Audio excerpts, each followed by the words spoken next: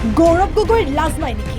গৌৰৱ গগৈৰ পাৰ্টীয়ে 860 জন তেজাল অসমীয়াক গুলীয়াই হত্যা কৰিছে। কা আন্দোলনৰ 5 জন শ্বহীদৰ কথা ক'বলৈ গৌৰৱ গগৈৰ লাজ লগা নাই নেকি?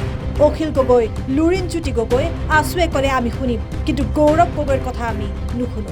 শ্বহীদৰ কথা ক'বলৈ গৌৰৱ গগৈৰ কোনো অধিকাৰ নাই। শ্বহীদক গুলীয়াই মৰা কংগ্ৰেছে শ্বহীদৰ নাম ল'বলৈ লাজ অনুভৱ কৰিব লাগে। বিৰোধী উপদলপতি গৌৰৱ গগৈক কেনেদৰে তুলাধুনা দিলে কেন্দ্ৰীয় ৰাজ্যিক মন্ত্ৰী পবিত্ৰ মাৰ্ঘেৰিটাই। শুনোৱা হওক পবিত্ৰ মাৰ্ঘেৰিটাৰ মন্তব্য। গৌৰৱ গগৈ পাৰ্টিটোৱে আমাৰ তেজাল অসমীয়াক গুলীয়াই হত্যা কৰিছিল কংগ্ৰেছে, গৌৰৱ গগৈ পাৰ্টিটোৱে। আৰু তেওঁ এতিয়া শ্বহীদৰ কথা ক'বলৈ লাজ লগা নাই। মই অখিল গগৈ ক'লে শুনিম, মই লুৰিণজ্যোতি গগৈ ক'লে শুনিম, সদৌ অসম ছাত্ৰ সন্থা বা যিকোনো এটা জনগোষ্ঠীয় মানুহে যদি শ্বহীদৰ কথা কয় আমি শুনিম।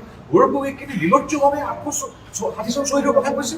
তাৰ মানে গৌৰৱ গগৈয়ে এইখিনি কথা ক'লে নোকোৱাই। যদি অখিল গগৈ, লুৰিণজ্যোতি গগৈয়ে কয় মই কিছুলৈকে মানি ল'ম। 860 জন মানুহক গুলীয়াইছিল গৌৰৱ গগৈ পাৰ্টিটোৱে। গৌৰৱ গগৈ পাৰ্টিটোৱে আমাৰ তেজাল অসমীয়াক গুলীয়াই হত্যা কৰিছিল কংগ্ৰেছে, গৌৰৱ গগৈ পাৰ্টিটোৱে। আৰু তেওঁ এতিয়া শ্বহীদৰ কথা ক'বলৈ লাজ লগা নাই। এইটোতো অদ্ভুত কথা এটা। মই অখিল গগৈ ক'লে শুনিম, মই লুৰিণজ্যোতি গগৈ ক'লে শুনিম, সদৌ অসম ছাত্ৰ সন্থা বা যিকোনো এটা জনগোষ্ঠীয় মানুহে যদি শ্বহীদৰ কথা কয় আমি শুনিম। গৌৰৱ গগৈ কিন্তু নিলজ্জভাৱে 860 জন শ্বহীদৰ কথা কৈছে। তেওঁলোকে গুলীয়াই মাৰিছিল, গতিকে তেওঁৰ বক্তব্য অতি লজ্জাজনক। তেওঁলোকৰ কথা পাতিবই নাপাবি। শ্বহীদৰ কথা উচ্চাৰণ কৰিলে তেওঁলোকে সাহস কেনেকৈ কৰিলে? আচৰিত কথা। তেওঁলোকে মাৰিছিল আমাৰ মানুহক, তেওঁলোকে শ্বহীদৰ কথা কৈ আছে। কি এটা অদ্ভুত কথা। গৌৰৱ গগৈ পাৰ্টিটোৱে আমাৰ তেজাল অসমীয়াক গুলীয়াই হত্যা কৰিছিল কংগ্ৰেছে, গৌৰৱ গগৈ পাৰ্টিটোৱে। আৰু তেওঁ এতিয়া শ্বহীদৰ কথা ক'বলৈ লাজ লগা নাই। মই অখিল গগৈ ক'লে শুনিম, মই লুৰিণজ্যোতি গগৈ ক'লে শুনিম, সদৌ অসম ছাত্ৰ সন্থা বা যিকোনো এটা জনগোষ্ঠীয় মানুহে যদি শ্বহীদৰ কথা কয় আমি শুনিম। গৌৰৱ গগৈ কিন্তু নিলজ্জভাৱে 860 জন শ্বহীদৰ কথা কৈছে। তাৰ মানে গৌৰৱ গগৈয়ে এইখিনি কথা ক'লে নোকোৱাই। যদি অখিল গগৈ, লুৰিণজ্যোতি গগৈয়ে কয় মই কিছুলৈকে মানি ল'ম। 860 জন মানুহক গুলীয়াইছিল গৌৰৱ গগৈ পাৰ্টিটোৱে। গৌৰৱ গগৈ পাৰ্টিটোৱে আমাৰ তেজাল অসমীয়াক গুলীয়াই হত্যা কৰিছিল কংগ্ৰেছে, গৌৰৱ গগৈ পাৰ্টিটোৱে। আৰু তেওঁ এতিয়া শ্বহীদৰ কথা ক'বলৈ লাজ লগা নাই। এইটোতো অদ্ভুত কথা এটা।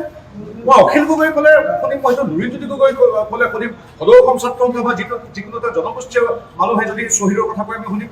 গৌৰৱ গগৈ কিন্তু নিলজ্জভাৱে 860 জন শ্বহীদৰ কথা কৈছে। তেওঁলোকে গুলীয়াই মাৰিছিল, গতিকে তেওঁৰ বক্তব্য অতি লজ্জাজনক। তেওঁলোকৰ কথা পাতিবই নাপাবি। শ্বহীদৰ কথা উচ্চাৰণ কৰিলে তেওঁলোকে সাহস কেনেকৈ কৰিলে? আচৰিত কথা।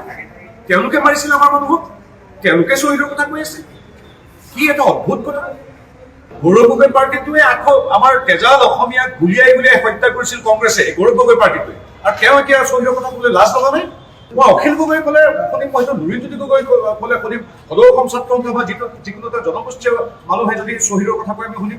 গৌৰৱ গগৈ কিন্তু নিলজ্জভাৱে 860 জন শ্বহীদৰ কথা কৈছে। তাৰ মানে গৌৰৱ গগৈয়ে এইখিনি কথা ক'লে নোকোৱাই। যদি অখিল গগৈ, লুৰিণজ্যোতি গগৈয়ে কয় মই কিছুলৈকে মানি ল'ম। 860 জন মানুহক গুলীয়াইছিল গৌৰৱ গগৈ পাৰ্টিটোৱে।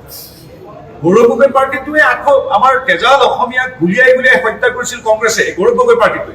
আৰু তেওঁ এতিয়া শ্বহীদৰ কথা ক'বলৈ লাজ লগা নাই। এইটোতো অদ্ভুত কথা এটা। মই অখিল গগৈ ক'লে শুনিম, মই লুৰিণজ্যোতি গগৈ ক'লে শুনিম, সদৌ অসম ছাত্ৰ সন্থা বা যিকোনো এটা জনগোষ্ঠীয় মানুহে যদি শ্বহীদৰ কথা কয় আমি শুনিম। গৌৰৱ গগৈ কিন্তু নিলজ্জভাৱে 860 জন শ্বহীদৰ কথা কৈছে। তেওঁলোকে গুলীয়াই মাৰিছিল, গতিকে তেওঁৰ বক্তব্য অতি লজ্জাজনক। তেওঁলোকৰ কথা পাতিবই নাপাবি। শ্বহীদৰ কথা উচ্চাৰণ কৰিলে তেওঁলোকে সাহস কেনেকৈ কৰিলে? আচৰিত কথা। তেওঁলোকে মাৰিছিল আমাৰ মানুহক, তেওঁলোকে শ্বহীদৰ কথা কৈ আছে। কি এটা অদ্ভুত